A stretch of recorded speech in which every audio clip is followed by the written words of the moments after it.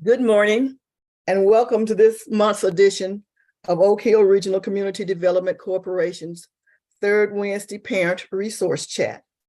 As you know, my name is Bettina Campbell and I am the Social Service Coordinator, and I am a Medicaid CHIP assister for the Oak Hill Regional Community Development Corporation, which is the parent corporation for Get Covered Mississippi. For Healthy Kids Mississippi. We will also have with us this morning Lottie Minor, who serves as the project director for Oak Hill Regional Community Development Corporation, and Mr. Thomas Duke Robinson, our metrics and technology director. We recognize our board chair, Jennifer Garrett, and our executive director, Dr. Michael O. Minor. In addition to this Zoomcast, we are also restreaming today's webinar on our Oak Hill Regional Community Development Corporation and our Healthy Kids Mississippi Facebook pages. Please feel free to share your pages, your social media pages with us. During the month of September, there are many national awareness observances, such as National Hispanic Heritage Month, National Literacy Month, there's a Sickle Cell Awareness Month, there's Baby Safety Month, and there's National Suicide Prevention Awareness Month. And all of these are very important that we be aware of them and that we strive to work to help to reduce health disparities in these areas. However, today what we're going to highlight with our guest, Ms. Kim Snodgrass, is National Childhood Obesity Awareness Month. And also we have our own Anita Norsworthy, who will talk to us about the mental health connection. So before we get started, I would like to introduce you to Kim, since she is one of our new guests. And Kim, I feel it's only fair to give you a warning that once we get you, we keep you. Sounds good to me. Know that you've become a family member now. Kim currently works as a renal care coordinator, and she's worked for over 20 years as a registered dietitian, nutritionist. Kim has attended the Lutheran High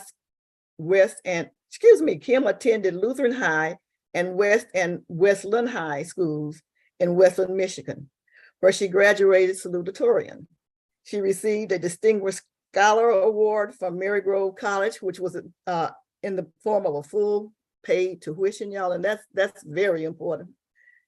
To get out of school not owing anybody anything, you're doing something. And she graduated there as cum laude while obtaining a degree in Bachelor's of Science in Human Nutrition and Food, which is a science major. So you can see that she comes to us well qualified to talk about the subject that she's going to talk about. She's also the national spokesperson for the Academy of Nutrition and Dietetics. And she is the first African-American to hold this position from the state of Michigan. Woohoo! Kim states that only 3% of registered dietitians, nutritionists in the United States are African-American, and she's proud to be included in that number. Kim says she desires to make a change by going into the communities to educate people on the importance of healthy eating and to improve health disparities. And she just loves working with the Detroit community where she grew up. She's happily married and she has 3 children, and she enjoys attending church, baking, and running. So we see that she's a well-rounded person. Kim, welcome. But before we get started with your presentation, I want to encourage our guests today to please share again on your social media platforms.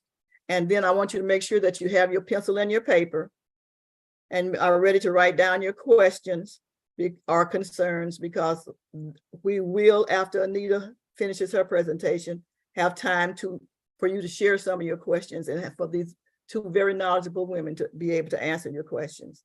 So I want to say thank you for joining us again today, Kim, and you may start your presentation. Thank you so much for that wonderful introduction, Mrs. Campbell. I really feel so very blessed and honored to be with you all today. I'm going to share my screen so that you're able to see my PowerPoint presentation. Is everyone able to hear me okay? Okay. Yes, ma'am. Thank you. All right. So I just need to get this into the slideshow part. So just give me 1 second.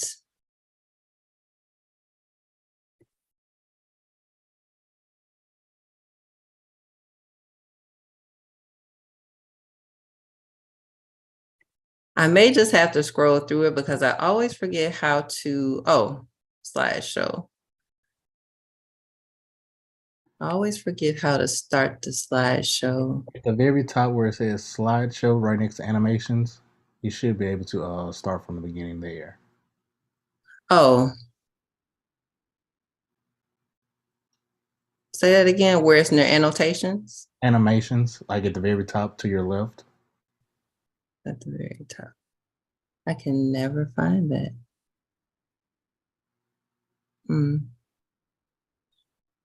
I think this is covering, there we go. Give me 1 second. There we go. Can you guys see that? And all you have to do is click from the beginning and we should be able to start from there. Okay. Okay, and from beginning. All right, sorry about that. Always a technical difficulty, but we won't let that stop us, correct? So again, my name is Kimberly Snodgrass. I'm a registered dietitian nutritionist. I am happily married to Pastor Kenneth Snodgrass. Again, as Mrs. Campbell stated, I have 3 beautiful daughters, Peyton, Rachel, and Hannah. I am lead usher at our church, and I just received that position. I'm excited about that. The holidays are upon us, so I'm going to definitely put those baking skills to the test. And to keep myself in shape, I'll utilize running as my exercise. So I thought those were important things to share. Also, I'm pursuing my master's of public health at the University of Michigan Flint.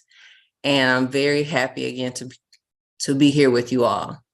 So just to get right into our talk, we're going to talk about why do the social determinants of health matter, especially as it concerns childhood obesity.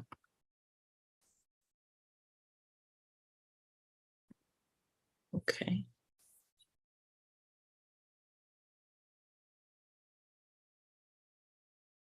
One more question for IT. How do I advance the slide from here? If you can, you could hit the arrow button. There we go. Okay. Okay, there we go. So we're going to talk about how the social determinants of health, how it affects childhood obesity. What does that mean? What are the social determinants of health? Well, I like to define it in a simple way. They are the non-medical factors that influence our health outcomes. So some of the non-medical factors that influence our health outcomes are the places we live, where we learn, where we work, where we worship. And so those social determinants of health, they affect obesity. And we're solely here to focus on childhood obesity. We're going to talk about the importance of parks, fast food restaurants, neighborhood homes, and our schools and education. But if you pay particular instance to the slide that I have, it shows that there is a vicious cycle of childhood obesity. So if you look at the child at the top, they start out very healthy.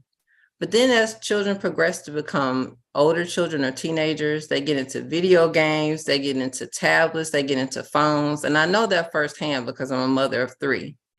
And so that inactivity plays a large part into why we are experiencing a huge climb in childhood obesity, especially in the United States. If we look at parents and grandparents who help raise children, they're working, they may be in school, they may be stressed out on their jobs. And what do people tend to do when they don't have a plan? They turn to eating fast food. So that child who started off healthy could become an obese child, which would in turn turn into an obese adult. And so what we have to do is work together so that that's not a problem for us. We have to work on reducing childhood obesity. If you look at this slide, you'll be able to see my beautiful daughter, Hannah. She's my youngest. And what I try to stress to my children is that it's important to get outside and have activities like jumping rope, riding our bikes, going to the park. Hannah likes to play, but my older two, they're less hesitant to go outside because they do have tablets and they do have phones. And I believe as parents, we have a God-given responsibility to stress to our children that our bodies are a temple.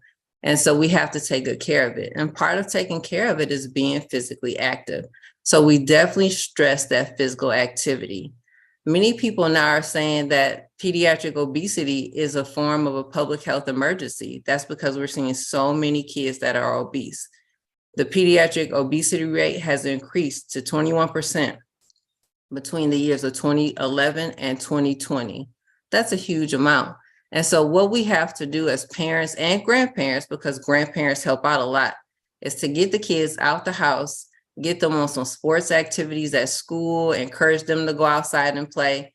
And we also have to look at ourselves. Are we getting out there with our kids? That can be hard at times, but if you try to work that into your plan, it definitely can be done.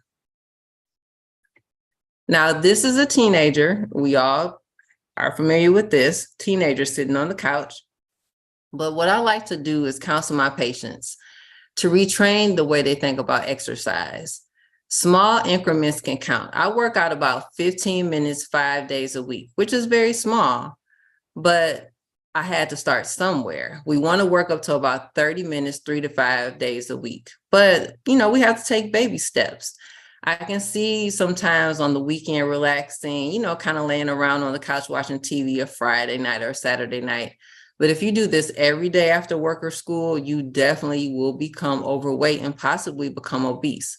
So you cannot allow yourself to turn into a couch potato, if you will. You have to try to stay active, whether that's walking, whether that's swimming, whether that's going to the gym, whether that's going to do a mall walk.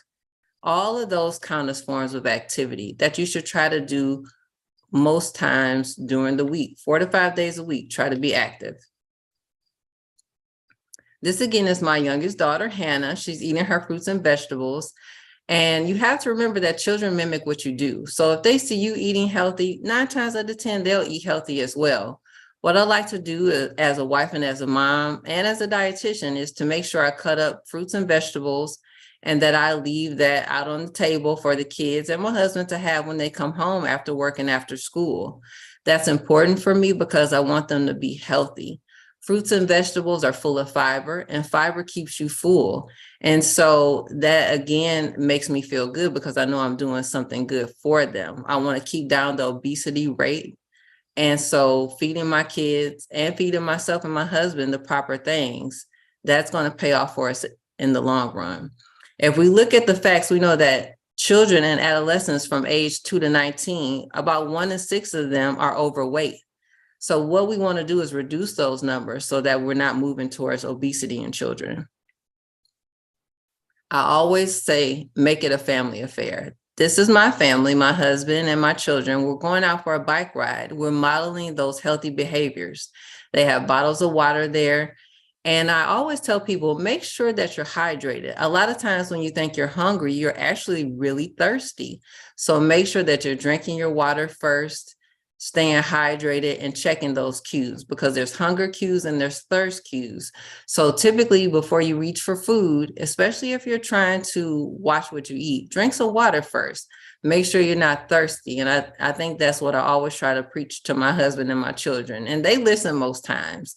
But again, we want to make things a family affair. We don't want to just tell our kids, go outside and play. We actually want to take time to go out there with them when time permits.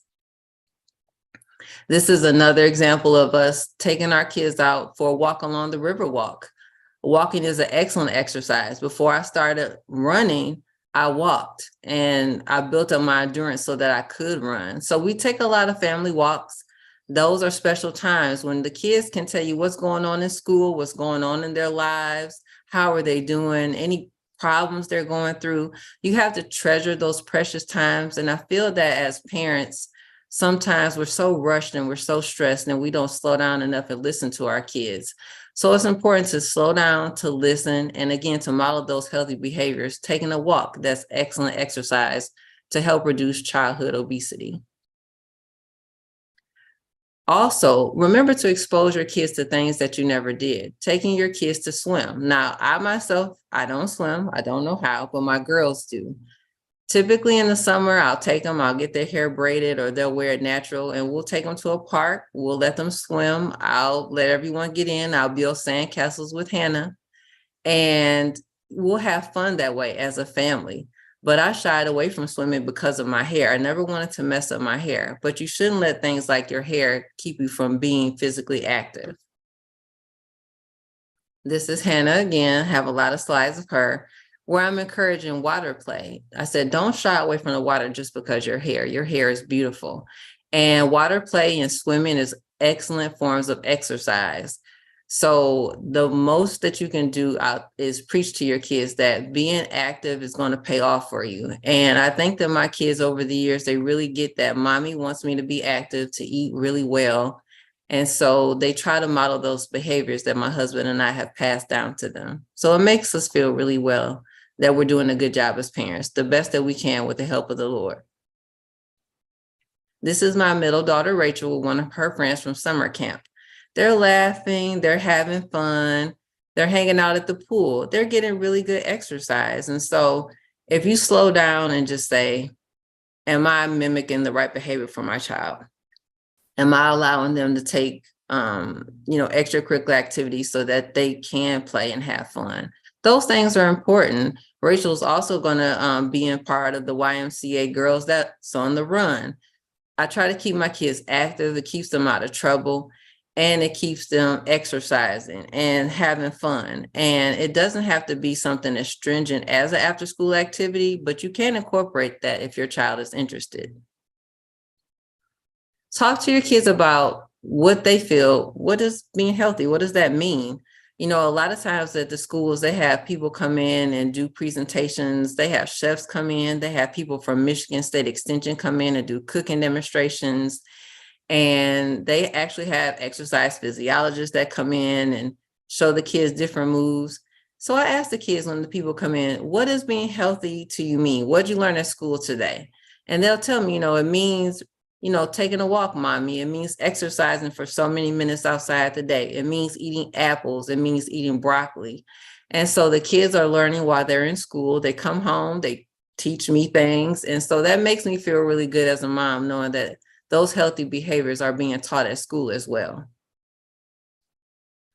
Now, if you look at this slide, it's kind of, I don't want to say depressing, but it is sad. This is what I grew up seeing. I grew up seeing multiple fast food restaurants, Church's Chicken, KFC, White Castles, Burger King, McDonald's. This is what I grew up eating on a regular basis. I grew up in a single family home. My mother went back to nursing school when my sister and I were really young. My grandmother, who's gone on to glory, she raised my sister and I, and she was retired from the Detroit school board. Her husband was deceased. And so she was able to spend a lot of time with my sister and I, but as she got older, she didn't cook as much. And so we ate out a lot. And so what I try to do is say, eating out is a treat. I'll tell my kids, maybe once a week or so, eating out is a treat. It's not just bad for your health, it's costly. And I could cook a pot of chili or a pot of spaghetti or make a big salad on a budget and stick within that budget. If you go to a fast food restaurant and I'm trying to feed 5 people and that meal is going to last one time, it's not economically feasible and it's unhealthy. So what you have to do is try to retrain your mind to not eat out as much. And if you do eat out, try to order from the kids menu or do the lunch special or cut your portion size in half. So there's ways around that too, but you really have to work at it. This is what I encourage, eating healthy. This is something I made at home, something really basic. It's tuna fish canned in water, low sodium, and I cut up some onions and some bell peppers and put some relish in there. And it's really good. It's affordable, it's easy. You can have it as a snack or as lunch. And I really pride myself on trying to eat better. I mean, there was one point in my life where I was overweight, where my blood pressure was high, my cholesterol was high, and I just wasn't happy with the way things were going health-wise. And so we did a challenge at work, a weight loss challenge, if you will, about 2016. And that's when I really started to focusing on my health. Now, being a dietitian, of course, you should practice what you preach, but not all people do that. And so when I was younger, I really never had to worry about my weight or my labs. Things were always good. But as you get older, there's things that you have to focus on. And so if you're focusing on that, then you're going to trickle down that information and help your child focus on eating well too. Because if I'm going to eat well, they're going to eat well. They're going to eat what I eat. This is another salad that I make at home. I make a spinach salad with grilled chicken, feta, tomato, and it's really good. It's healthy, it's quick, and we're not eating out the fast food restaurants. I consider it a win-win. I'm cooking at home, so I'm saving money, and I'm doing something healthy for my husband, myself, and our children. And then another salad I like to make is a berry salad. It has raspberries, blueberries, strawberries, feta cheese, and onions. And we use a raspberry vinaigrette.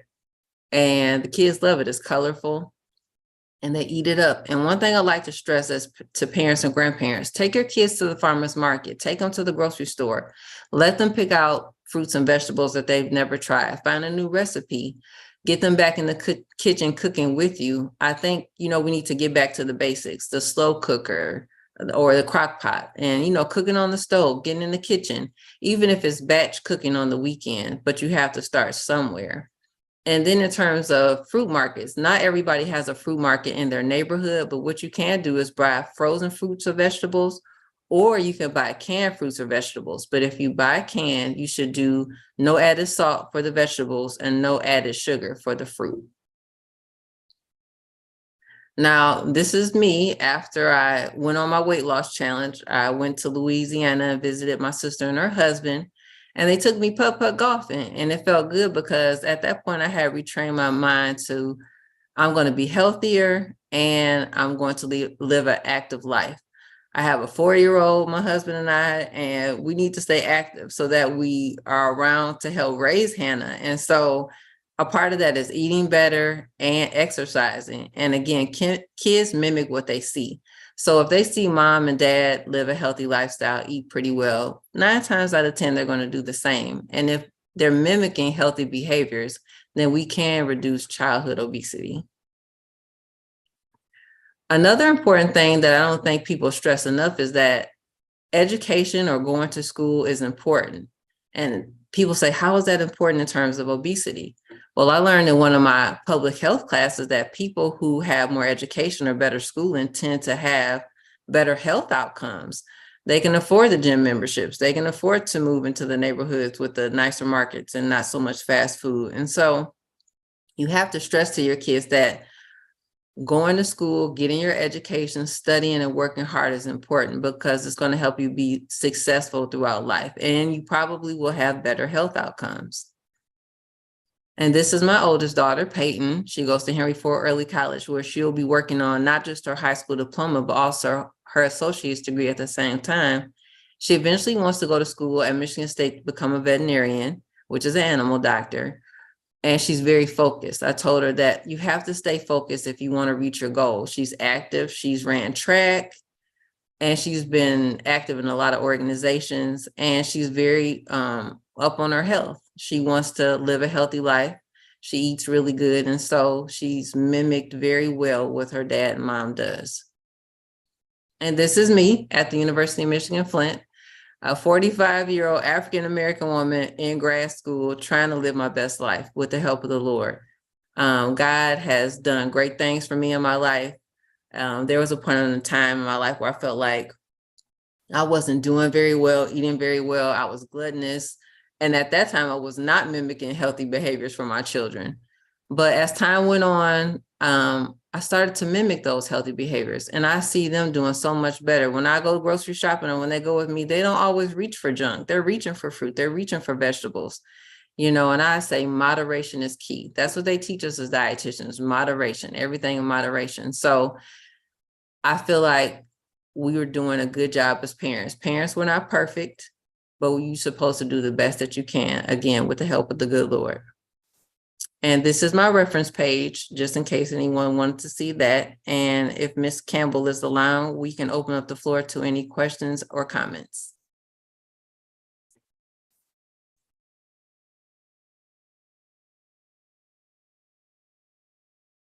Wow. This is awesome. I like the way that you presented so down to earth and in a fashion that anybody could understand and would not be intimidated by. So thank you. But before we do open up for questions, and we will, I want to say it's a timely reminder of how important good eating habits and exercise and exposure to sunshine is to our minds, our bodies, and our spirit. So we're going to ask Anita if she would come in right and talk a little bit about mental health and suicide, and also how all of this ties to obesity. All right. Thank you. Thank you. Thank you so much. Yes, this has been awesome. A lot of great takeaways, Kim. I just really, really appreciate you because definitely I feel all of us probably on this panel here could actually use definitely some of those nuggets. That salad was off the chain, had my mouth watering, and here the ones with the berries and stuff in it. So awesome, awesome. That is awesome. So just like Bettina said that there is a tie-in with this. So what I'm going to do is look at obesity, mental health, and then how that plays a part with our youth and their thought processes as far as bringing in suicide on there, bringing that awareness in, because we all know that September is Suicide Awareness Month. So I'm going to try to tie all of that in. I don't have a PowerPoint, so I'll be definitely just kind of reading from some notes. So just looking at obesity and mental health, we see a lot of that definitely here in Mississippi. One thing I took away from Kim is that how she sits and cut up the vegetables and the fruit and stuff for her babies to eat. And my mind easily and quickly went to those households who maybe mom and dad are not there and kids are just kind of grabbing, what they can and when they can. Definitely social media has taken a lot with our babies going outside, doing a whole lot of outside play. I love the way Kim kind of tied in the water play and riding bikes and stuff like that. Even at Christmas time, you don't see a whole lot of bikes and stuff being bought. Definitely for your older kids, your teenagers, it's more of maybe another video game or something like that. So let's look at this. Let's look at how obesity can actually cause mental health. And we're talking about our youth, about our babies on today. So we'll kind of keep it in that spectrum. So people that are living with obesity often struggle with significant increase in major depression, bipolar disorder, and panic disorder, or even agoraphobia, because now their weight has gotten up until now they want to isolate, they want to stay in, they don't want to come out, don't want people to see them. And we all know the signs and symptoms of depression, and it's pretty much the same signs and symptoms as in adults. We find that in our children today. Moreover, it is well established that overweight and obese youth also experience peer difficulty.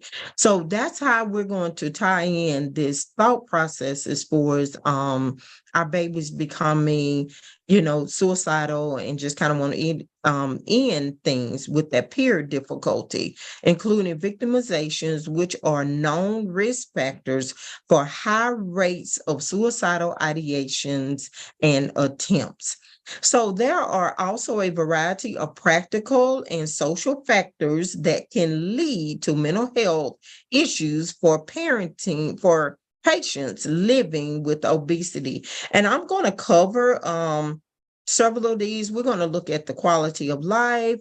We're going to look at the weight bias. We're going to look at the poor body image. And, with our babies, especially when you're looking at cheerleading, gymnastics, all of that, body image, psychological issues, and then we'll be wrapping up with going over into some suicide awareness.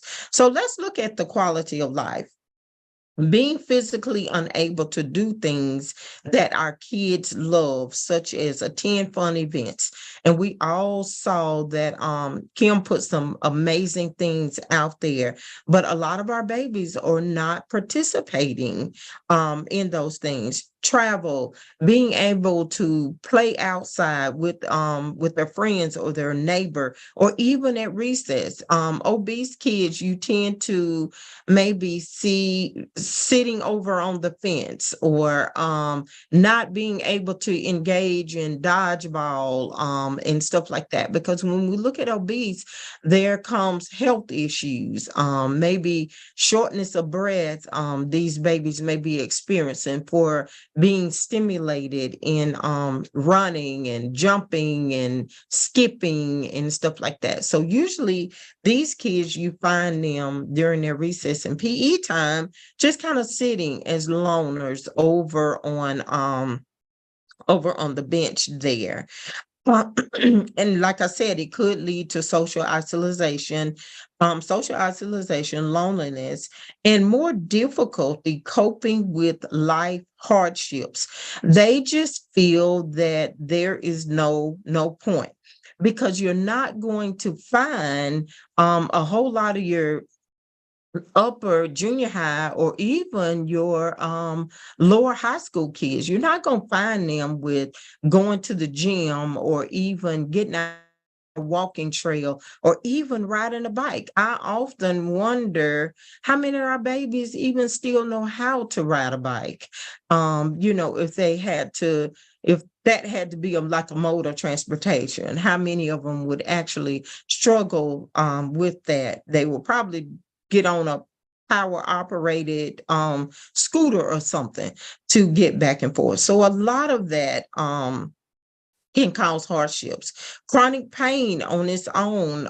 You find these kids are in pain a lot. Foot pain, finding it difficult, just getting up every day. So just think about that, just being a quality of life. You have this weight, you're being kind of talked about at school. So you come home and that leads to depression. And then it gets to the point where they no longer want to go to school. They no longer want to attend church. They no longer wants to be seen out with family, grocery setting, going to grocery stores, or even restaurant settings. So the next thing we want to look at is weight bias and discrimination. One of the biggest challenge for those struggling with weight issues is society's negative perspective on obesity.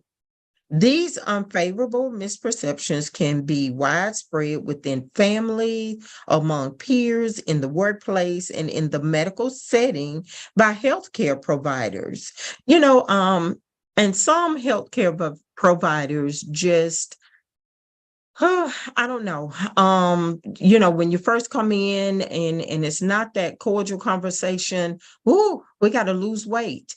Oh, we got to get this weight off. And losing weight is a process. And I heard Kim talk about that rethinking of the mind. You literally got to get to the point of reprogramming your mind. And I know that that's got to be hard when you're thinking about a junior high or a early high school kid. We're trying to get that figured out. And I'm going to share some information. We're talking about weight bias and all of that. And I kind of want to link this to childhood diabetes. And that's one thing that obesity can actually cause. It actually can cause diabetes in our younger babies. I remember my daughter being 11 years old, and we were thinking that she was having maybe like a little small bout with maybe a kidney infection, but she was coming home every day saying that, she had to go use the bathroom really, really bad. And it got to the point where the teacher was kind of catching on to it. And one day this teacher would not allow her to go and use the restroom. So she came home just kind of frantic and talked to me about it. And I had noticed that she had been going to bed with like, a jug of water by her nightstand, or a Powerade or a Gatorade or something by her nightstand. And that was in lieu of she was very thirsty. So I said, well, maybe we need to just get it checked. And we were going, and she was a kind of thick, healthy girl. And we ended up going over into the clinic, and come to find out, my 11-year-old, her blood sugar was 598. 598. And we were not expecting that. So when you're looking at this weight and this bias, and obesity, it not only affects the child, but it actually affects the whole family.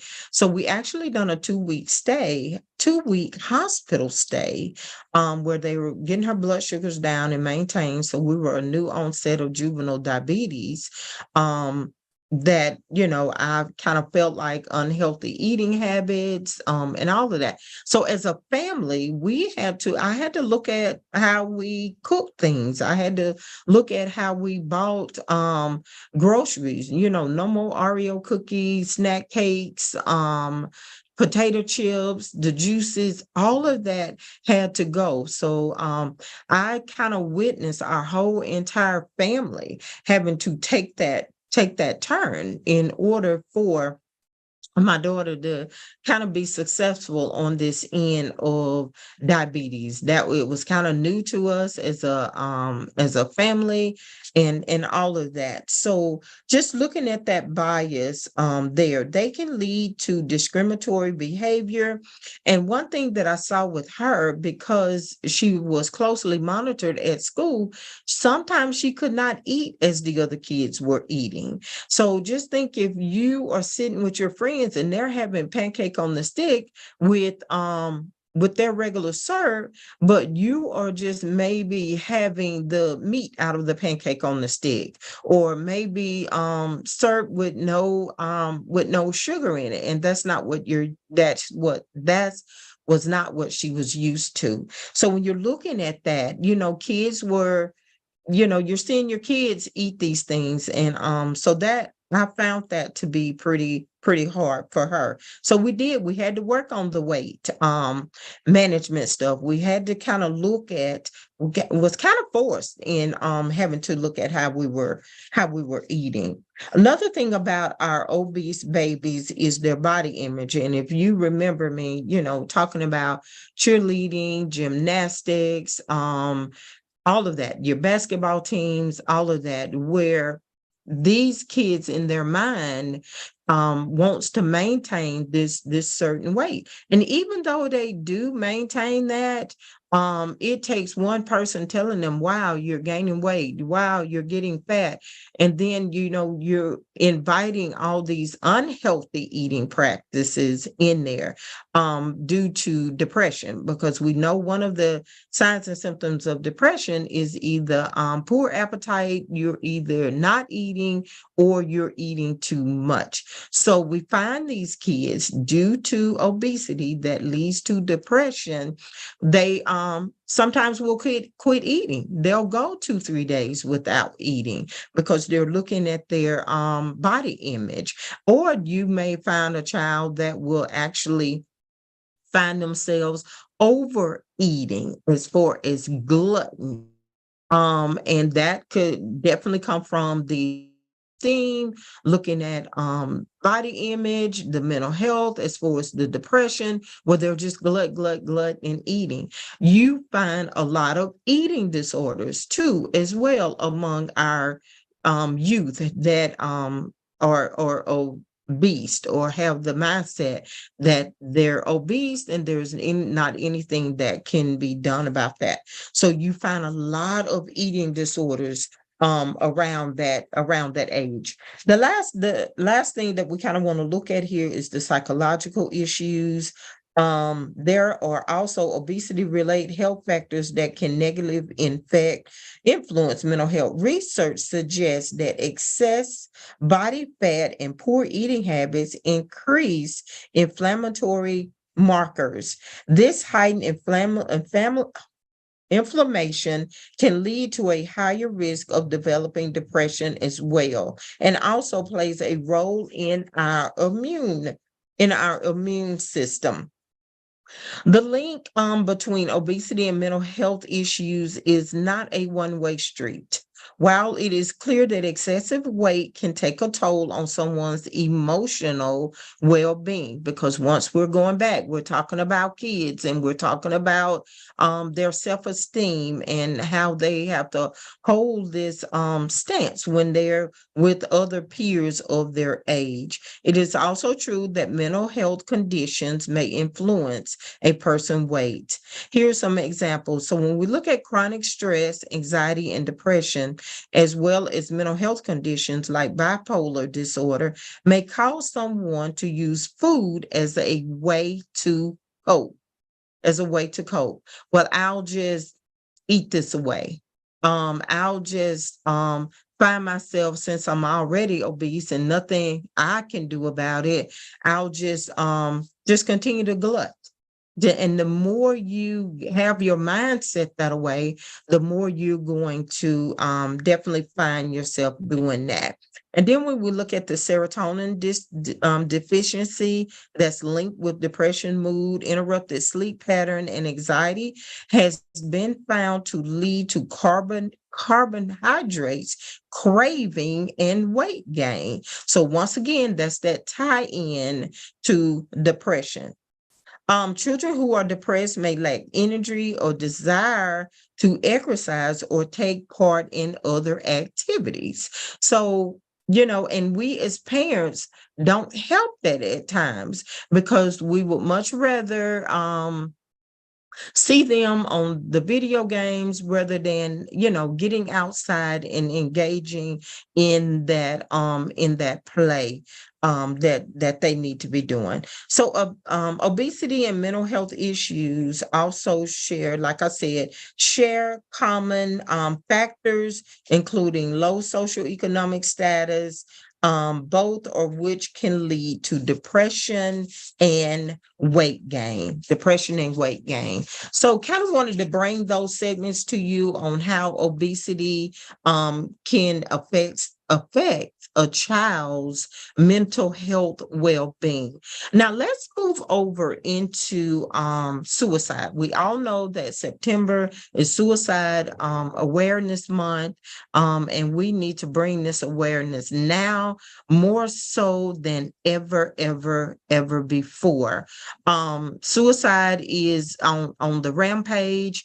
I am seeing it more and more here, with the thought process of even our babies, or in having the mindset of they no longer want to be here, and stuff. And I've seen and heard this from even 5-year-olds, 6-year-olds, so this thing has really gotten has really gotten very serious, definitely with our youth, when our youth is concerned. Well, really anybody, but more so we're talking about youth on today. So let me just for a brief moment, just kind of want to bring some awareness about suicide. So what is suicide? Suicide is when people harm themselves with the goal of ending their life, and they die as a result. So that's suicide. On the other side of suicide, we have an attempt. An attempt is when people harm themselves with the goal of ending their lives, but they do not die. So they attempt and they do not die, or either they actually commit suicide. So I kind of wanted to bring those two definitions to you today. One research in 2021, suicide was the second leading cause of death for people ages 10 to 14 and 25 to 34. But look at this. It was the 10th leading cause of death for ages 5 to 9. 5 to 9. And that could be from lots of things: social economics, family situations, all of those things. But we know suicide is a serious public problem that can have long-lasting effects on individuals, families, and communities. The good news is that suicide is preventable.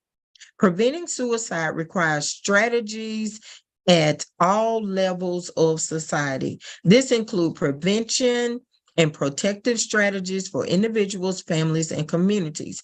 Everyone can help prevent suicide by learning the warning signs, promoting prevention and resilience, and committing to social change. Who is at risk for suicide? And we know we're talking about babies today, but people of all gender, ages, ethnicities can be at risk for suicide. It's just like mental health. There's no age limit. Mental health does not discriminate. And one thing with suicide, we just can't assume that that people are not contemplating or thinking that. A history, main risk factors for suicide, or there's a history of suicide, maybe in the family, maybe our kids have witnessed someone taking their lives, or maybe have even heard of someone taking their lives. Look at this: depression or other mental disorders is one of the risk factors for suicide, having suicidal ideation. Chronic pain, we talked about over how obesity causes pain with our kids and teenagers. So chronic pain, family history of mental disorder or substance use, and like I said, a family history of suicide. Now, let's bring this home and let's just kind of look at the warning signs. How would you know if a child is actually thinking about suicide? The only way you're going to know that is to ask. Do not be afraid to have that conversation with babies, especially if you know that there are family situations going on. Definitely, if you're seeing the signs and symptoms of depression, and actually on the depression scale, that is a question that we do have to ask. Are you having active thoughts of wanting to hurt yourself? So don't be afraid to ask that.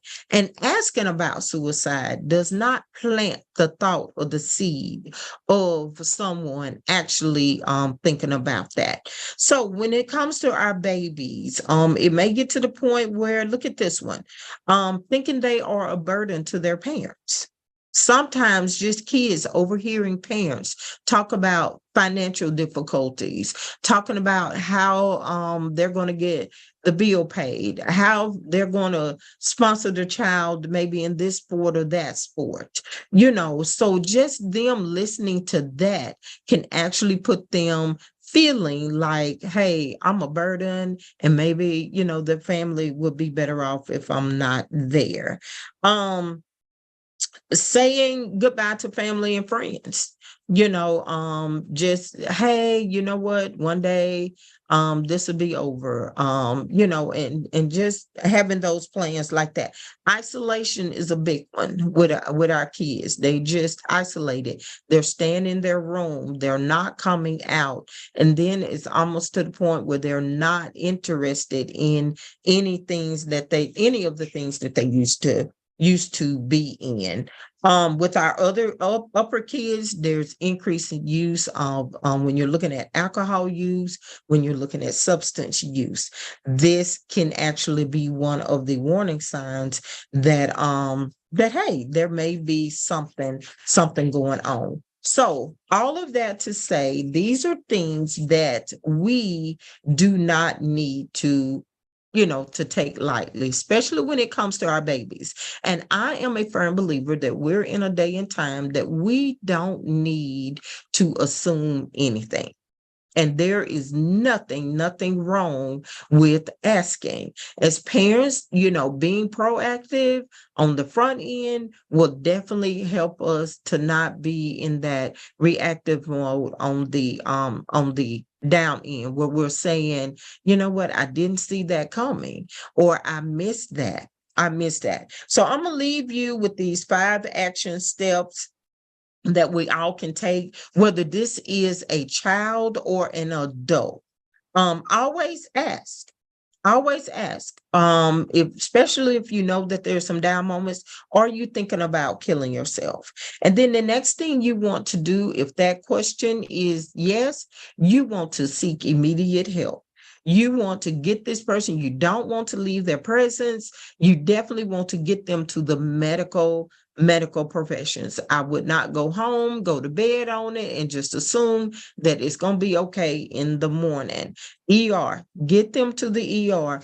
Or there is definitely another suicide hotline, which is dial 988.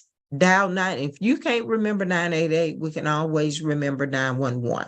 You definitely want to do all that you can to keep that person safe, but you don't want to assume that they will be okay.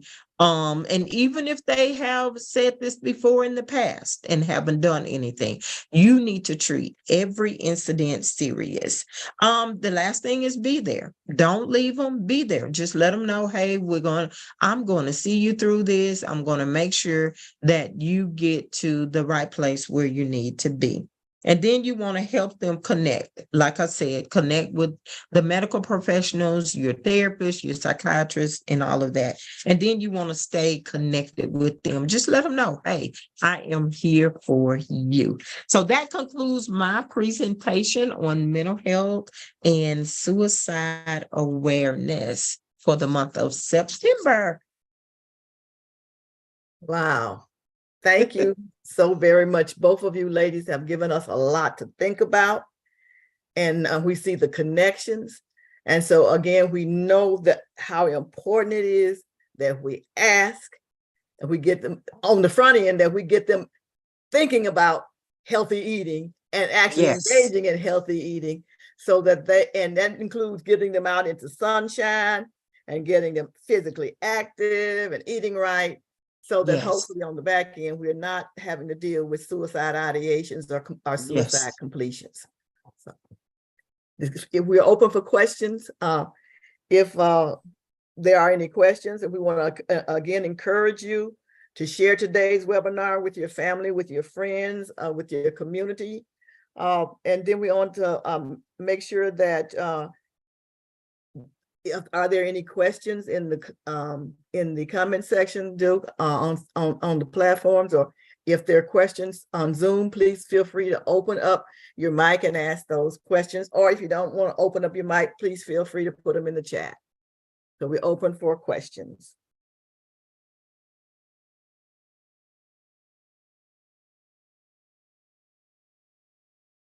Well, I do.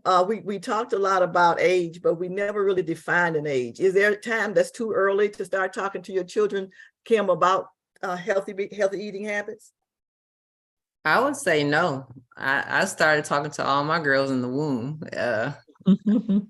because they can hear everything, right? They have ears. But, start at a young age. I work for Women, Infants, and Children, which is the WIC program. And I service pregnant moms and kids all the way up until the age of 5, and start early. The earlier, the better, because if you start early, they'll remember those conversations and they'll want to eat healthier. I think as a children absorb a lot. And I think we don't give them credit for that. They're little sponges. That's why you have to watch what you say in front of kids. As the other professional was saying, you don't want to say anything negative or too heavy, because we don't want to put that weight on kids. So if you start the conversation early, you won't start late and having to backtrack like, oh, Doritos, that's not good for you. You should have said that 5 years ago. So I think the earlier, the better. Wonderful. Well, Anita, I do have one more question for you. You talked about children eating this, just all of a sudden they just start eating a lot. I might say, should we assume that they are just hungry, or that they're just, as you say, being gluttony, or should we start to think about maybe there's something physically wrong and get that checked out, or maybe even mentally wrong? Yes, does that apply to all ages?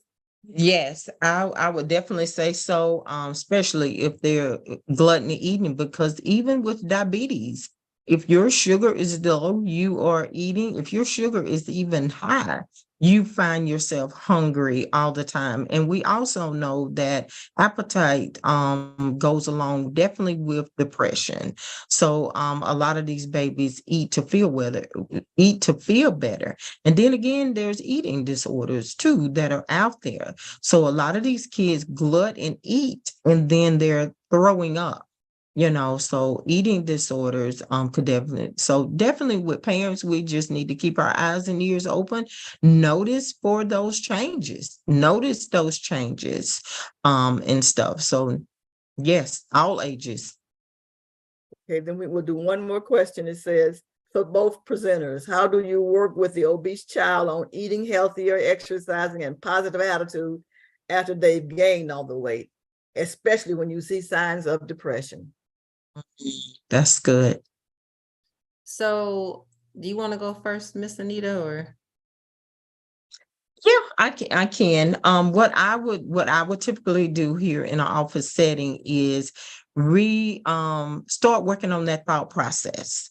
A lot of times these kids come with self-esteem issues, so making them aware of feeling good about themselves. And once I see that a child is feeling good about themselves, then they'll actually get in the mode of wanting to do good for themselves. So reprogramming that thought process, attacking that self-esteem pretty heavy by putting in those positive thoughts, reframing things, re-looking at things in there. So that's how I would attack it. On the mental health part, it would be more in that self-esteem and building up that positive image of what they have of themselves.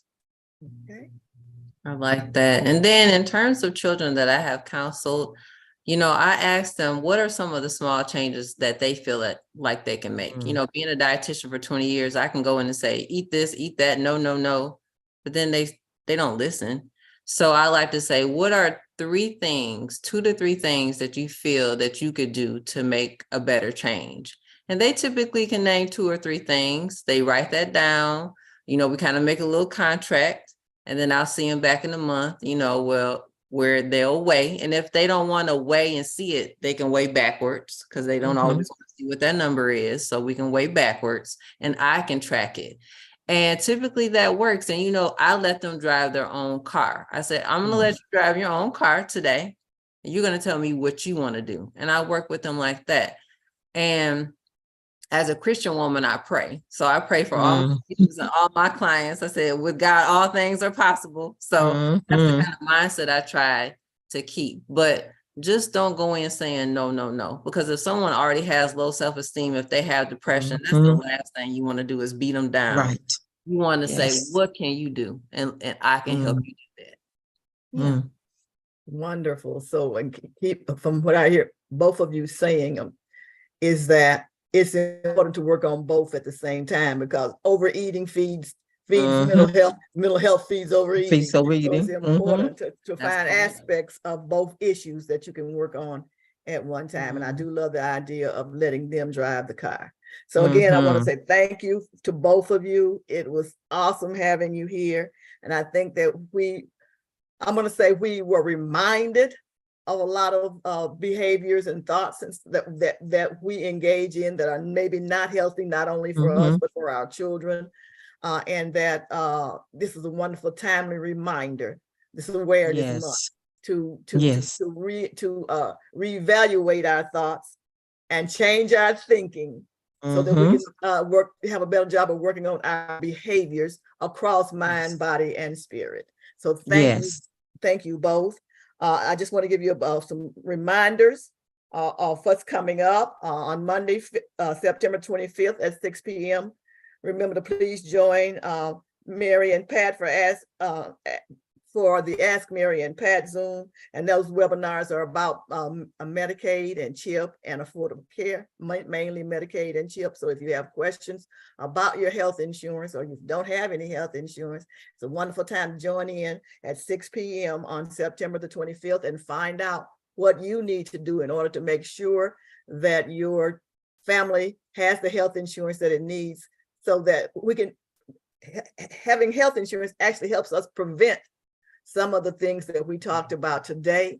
And if they're already there, it also helps us to be able to intervene and to put in place those things that we need to put in place to keep ourselves and our families healthy, so that we can enjoy life more abundantly. And then on the third Wednesday of next month, it's National Bullying Prevention Month. And so we will have a wonderful surprise to highlight that National Awareness Day. And so we would love for you to please come back again on October 18th. Join us for our show, and we want to encourage our family and our friends not to miss it also. So once again, we acknowledge our board chair, Jennifer Garrett, and our executive director, Dr. Michael O. Miner. We also want to remind you that you can learn more about us at www.oakhillregionalcdc.com and www.healthykidsmississippi.org. Once again, that's www.oakhillregionalcdc.com and www.healthykidsmississippi.org.